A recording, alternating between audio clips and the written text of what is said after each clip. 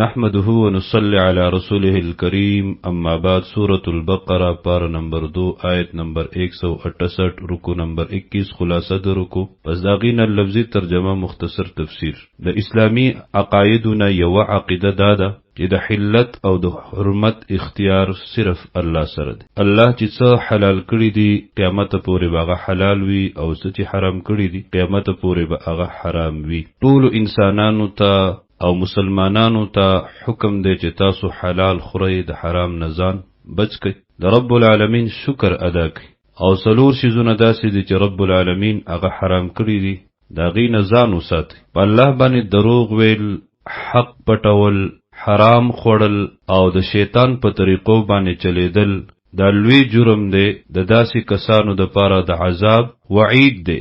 اعوذ بالله من الشيطان الرجيم بسم الله الرحمن الرحيم يا أيها الناس خلقوا كلوا خري مما دهغسنا في الأرض جبزمك كدي حلالا حلال طيبا باكزا ولا تتبعوا خطوات الشيطان تابدار مكويد قدمنو د شيطان مزيبا طریقو او د لار د شیطان. دی کی اشاره ده چې حلال حرامول او حرام حلالول د طریقه د شیطان ده. انه یقینا دغه شیطان لکم ستاسو د پارا عدو مبین دخمن دی ښکارا. انما یأمرکم یقینا امر کوي تاسو ته وسوسې اچوي ستاسو په زړونو بالسوء د بدې وینا والفحشاء او د ناکارا کارونو ځان بچ کړئ د دینه. وان تقولوا او دا چې وایي تاسو علی الله په الله باندې ما هغه څه لره لا تعلمون چې تاسو پرې نه پوهیږئ. دا د ټول نه زیات قبیح کار دی چې په الله باندې دروغ وي. واذا قیل او کله چې ویلی شي لهم دوی ته اتبعوا تابعداري وکړئ دعوت ورکړلی شي ما د هغه څه انزل الله چې رالېږلي دي الله قالوا وایي دوی جواب کې نه بل نتبعو بلکې تابعداري کوو موږ ما د هغه طریقو الفینا علیه آباءنا چې موندلي دي مونږه په هغې باندې پلاران خپل مشران خپل مشرانو طریقه د هغوی رسم رواج موږ نه پرېږدو. اولو کان آباؤهم آیا د هغوی تابعداري کوي اگر کدی پلاران د دوی لا یعقلون شیئا چې نه پوهېږي په هېڅ شیز باندې ولا یهتدون او ندی لار موندونکي. مشران هغه چې کوم طرف ته دوی دعوت ورکوي او د چا په طریقو باندې روان دي هغه خپله هدایت یافته نه دي، هغې خپله عقل نه لري، ګمراهان دي. ومثل الذین کفروا او مثال د دعوت ورکونکي هغې کسانو ته کفرو چې کفر یې کړی دی کمثل الذي پشان د هغه کس دی ینعقو چې چغې وهي څارو ته بما لا یسمعو چې نه اوري دغه څاروي هېڅ الا دعاء ونداء مگر بلنا او چغا. صمون علت بیانی دوی کان دی د حق نه بکمون چاړاګان دی عمیون وړاند دی فهم لا یعقلون پس دوی د عقل نه کار ناخلی. حاصل د مثال دا دی لکه شپونکی څارو ته چغې وهي هغوی اوري پوهېږي نه.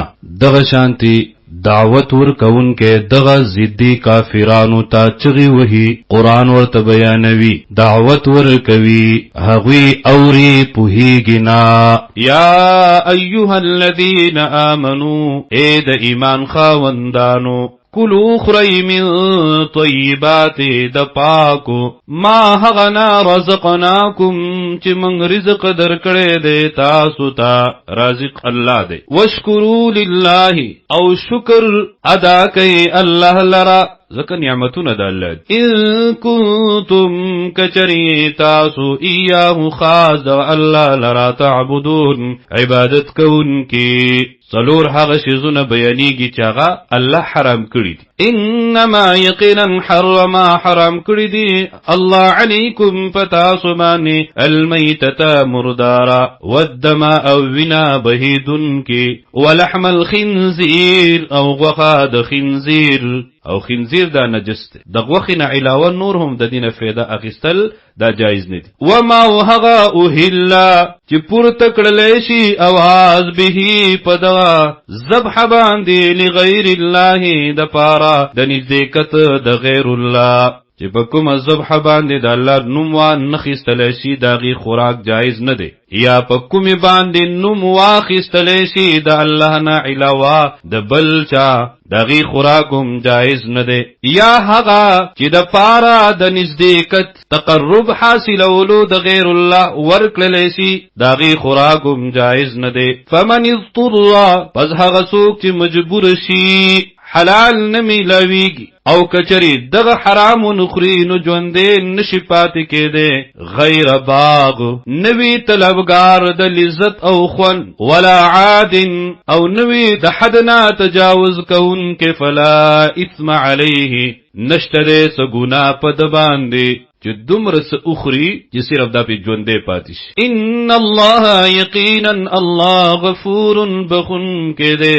رحیم مهربان دی د خویب بیانې هغه چا د پاره چې څوک حق پټي. ان الذين یقینا هغه کسان یکتمون چې پټوي ما هغه سلرا انزل الله چې نازل کړی دی الله من الكتاب د کتاب او په دې باندې بیا دنیا هم غواړي دنیا هم حاصل ويشترون غرقوي حاصلوي به پدغه پټولو د حق باندې ثمنن قلیلا قیمت لګ او ټول دنیا دا ګوره لګه ده. اولئک دغه کسان ما یاکلون نخری دوی نه اچوي دوی فی بطونهم پګېډو خپلو کې الا النار مگر اور. یو مطلب دا دی چې داسې خلک به په جهنم کې اور خوري. دویم مطلب دا دی چې کله دا شیزونه خوري نو دا سبب ګرځي د پاره د اور د جهنم او الله بر دوی نه خپید. ولا یکلمهم الله خبری با اونکړي د دوی سره الله یوم القیامت پورزی د قیامت باندې پرحم کولس. ولا یزکیهم او نو پاکړي دوی لرا ولهم او د خاص دوی لرا عذاب الیم عذاب دې دردناک. اولئک الذین اشتروا الضلالة دا هغه کسان دي چې غوړه کړی دا گمراهی لرا بالهدى په بدل له هدایت کی والعذاب بالمغفرة او عذاب لرا په بدل د بخنه کی. فما اصبرهم على النار پس عجبا صبر کون کی دی دوی په اور د جهنم باندې.